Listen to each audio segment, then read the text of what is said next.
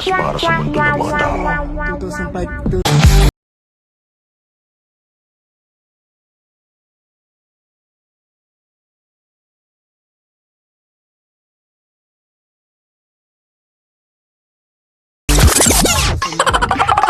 Sabi na ako malakas para sa mundo ng mga tao. 2005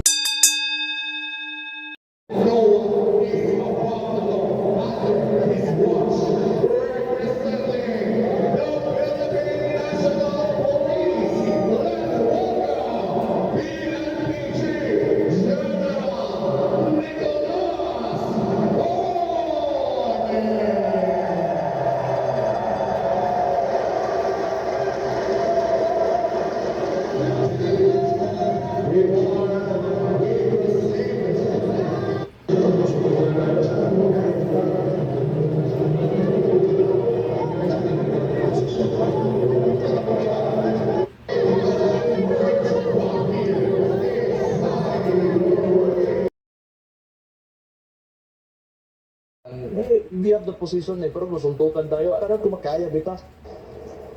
Ganun lang. But hey, you're a coward. You are nothing without your position. Sa totoo lang.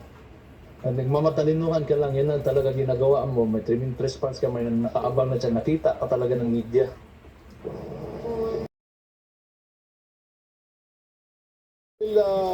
Marami ang nasalanta ngayon ng bagyo at baha.